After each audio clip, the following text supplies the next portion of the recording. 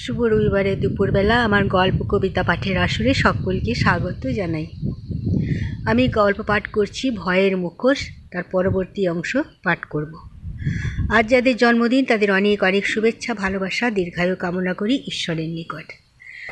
আকাশের এই অবস্থা,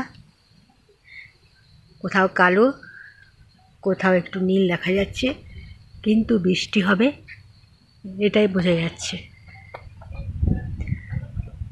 ছোটরা বড়রা সকলের জন্য গল্প পাঠ করি আমি।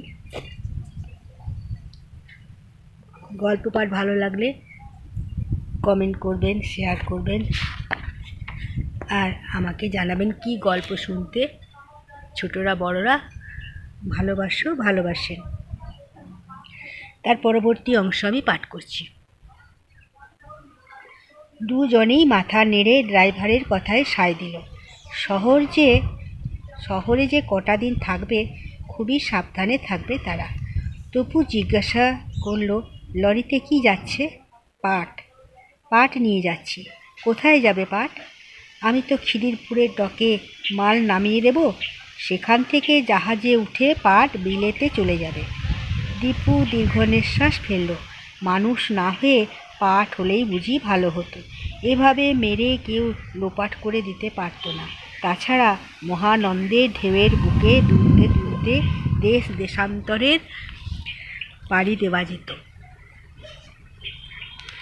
একটু বোধহয় ঢুলুনি এসেছিল দুজনের। হঠাৎ ড্রাইভারের কথায় চমকে উঠল। এই তো খিদিরপুর, তোমরা কোথায় নামবে? দীপু আর তপু চোখ খুলে বাইরে দেখল। সারি সারি অনেক জাহাজ দেখা যাচ্ছে, কিন্তু জাহাজ মাঝ নদীতেও নোঙর করা রয়েছে। রাত বলে মনেই হচ্ছে না, চারিদিকে আলোর রোশনাই। এখানেই থামাও, আমরা নেমে পড়ি। লরি থামলো, ড্রাইভার দরজা খুলে দিল। দীপু আর তপু রাস্তার উপর নেমে দাঁড়ালো। লরিটা অদৃশ্য হয়ে যেতে দীপু বলল, চল গঙ্গার জলে মুখ হাত ধুয়ে নিই। রক্ত শুকিয়ে রয়েছে, সেগুলো মোছা দরকার। দুজনে সাবধানে ধাপ বেয়ে নেমে গেল। মুখ হাত তো ধুলোয় আঁজলা করে সেই অপরিষ্কার জলই পান করল। তারপর দুজনে ইতস্তত মাল ছড়ানো জেটির উপর বসল।